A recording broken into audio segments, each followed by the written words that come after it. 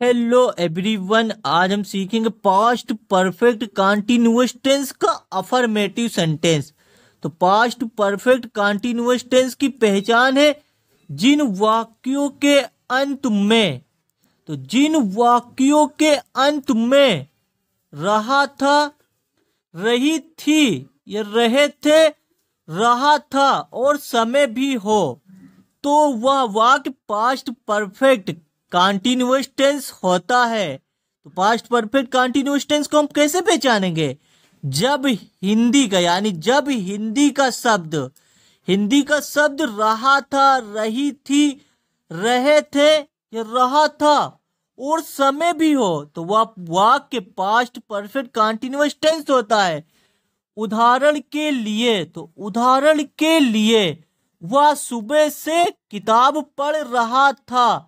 तो इस वाक्य में क्या है? इस वाक्य में यानी वाक्य के अंत में क्या है? रहा था। वाक्य के अंत में रहा था और इस वाक्य में टाइम भी है यानी समय भी है। तब हम जान जाएंगे कि ये पास्ट परफेक्ट कंटीन्यूअस टेंस है, क्योंकि इसमें रहा था और टाइम भी है। तो इस तरह से हम सेंटेंस को पहचानते हैं।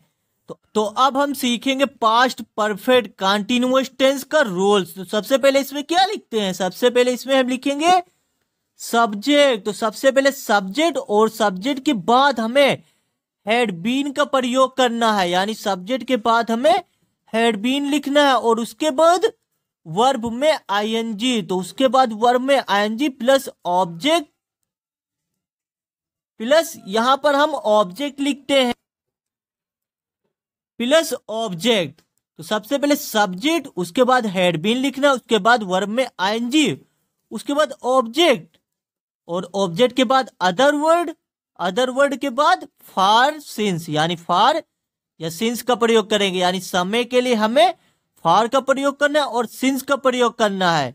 तो फॉर का प्रयोग अनिश्चित समय के लिए करना है और सिंस का प्रयोग निश्चित समय के लिए करना है। जैसे फॉर एग्जाम्पल, वह सुबह से किताब पढ़ रहा था। तो वह सुबह से किताब पढ़ रहा था, सेंटेंस क्या है? वह सुबह से किताब पढ़ रहा था, यानी वाक्य के अंत में रहा था। तो रहा था शब्द है और इस वाक्य में समय भी है। तो यह पहचान है कि यह पास्ट परफेक्ट कंटीन्यूअस टेंस का अफर्मेटिव सेंटेंस है। तो इसमें सबसे पहले क्या लिखेंगे? सबसे पहले इसमें हम लिखते हैं सब्जेक्ट। सब्जेक्ट इसमें क्या है? सब्जेक्ट है, वह सब्जेक्ट है। तो सबसे पहले हम क्या लिखेंगे? सब्जेक्ट लिखेंगे। तो वह की इंग्लिश लिखेंगे तो ही लिखेंगे। सबसे पहले सब्जेक्ट। अब सब्जेक्ट के बाद हमें क्या लिखना है? हैड बीन, यानी पास्ट टेंस में, यानी पास्ट परफेक्ट कंटीन्यूअस टेंस में हैड बीन लिखना, यानी एक ही हेल्पिंग वर्ब होती हैड। तो हैड बीन हम लिखेंगे। ही हैड, सब्जेक्ट के बाद हैड बीन और उसके बाद वर्ब में आईएनजी। तो इसमें वर्ब क्या है? यानी इस सेंटेंस में वर्ब क्या है? पढ़ना। तो हम लिख देंगे रीडिंग, READING, रीडिंग। तो ही हैड बीन रीडिंग। तो सबसे पहले सब्जेक्ट, उसके बाद हैड बीन, उसके बाद वर्ब में आईएनजी। तो मैं आपको रूल्स भी बता रहा हूं ताकि आप आसानी से सेंटेंस को ट्रांसलेशन कर सके। अब वर्ब में आईएनजी के बाद हम क्या लिखेंगे? ऑब्जेक्ट। तो ऑब्जेक्ट इसमें क्या है? ऑब्जेक्ट है इसमें किताब। तो हम लिख देंगे बुक को, लिख देंगे BOOK, बुक। और बुक के बाद हम क्या लिखेंगे? यानी सुबह से। तो हम टाइम के लिए लिखेंगे, यानी टाइम लिखेंगे। समय के लिए हम क्या प्रयोग करेंगे? सुबह से। तो सुबह के लिए हम सिंस का प्रयोग करेंगे, सिंस मॉर्निंग, MORNING, मॉर्निंग। तो वह सुबह से किताब पढ़ रहा था। तो he had been reading book since morning. तो इस तरह से हम ट्रांसलेशन करते हैं। फॉर एग्जाम्पल, शीला 4 सालों से अंग्रेजी पढ़ा रही थी। तो सेंटेंस क्या है? शीला 4 सालों से अंग्रेजी पढ़ा रही थी। तो इस वाक्य के अंत में रही थी, तो रही थी शब्द है और इसमें समय भी है। तब हम पहचान जाएंगे कि ये पास्ट परफेक्ट कंटीन्यूअस टेंस का अफर्मेटिव सेंटेंस है, क्योंकि इसमें यानी इस वाक्य के अंत में रही थी और इसमें समय भी है। तो सबसे पहले इसमें हम क्या लिखेंगे? सबसे पहले हम लिखेंगे सब्जेक्ट। सबसे पहले सब्जेक्ट, तो सब्जेक्ट इसमें क्या है? सब्जेक्ट है शीला, तो लिखेंगे हम शीला, SEELA, शीला। अब शीला के बाद हम क्या लिखेंगे? Had been. हैड यानी सब्जेक्ट के बाद हम हैड बीन लिखेंगे, शीला हैड बीन। अब हैड बीन के बाद वर्ब में ING, तो इसमें वर्ब क्या है? पढ़ाना, यानी पढ़ा रही थी, तो पढ़ाना वर्ब है। तो हम लिख देंगे टीचिंग, TEACHING, तो टीचिंग।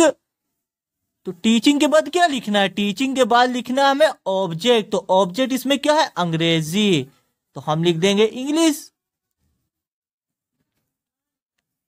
इंग्लिश। अब ऑब्जेक्ट के बाद हमें समय लिखना है, यानी टाइम लिखना है। तो टाइम इसमें क्या? 4 सालों से।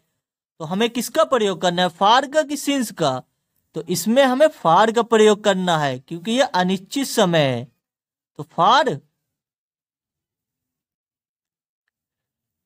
4 ईयर्स, यानी 4 सालों से, 4 years.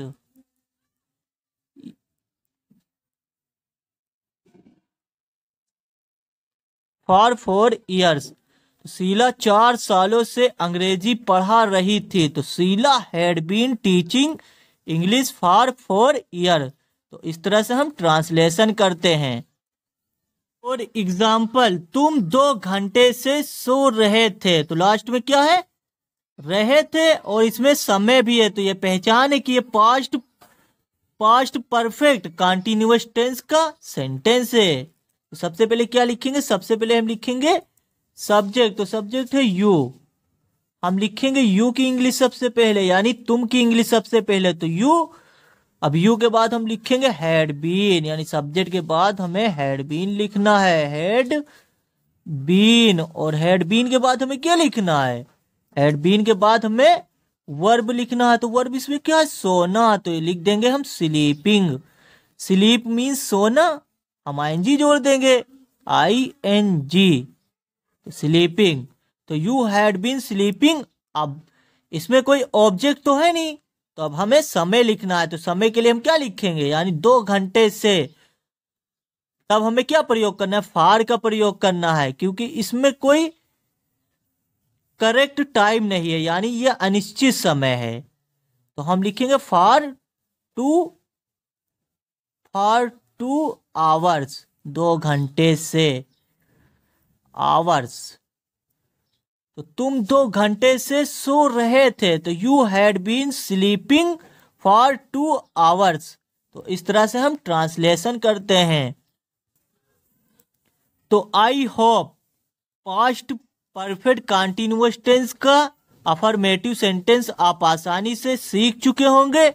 Thanks for watching. English सीखने के लिए do subscribe this channel and share this video.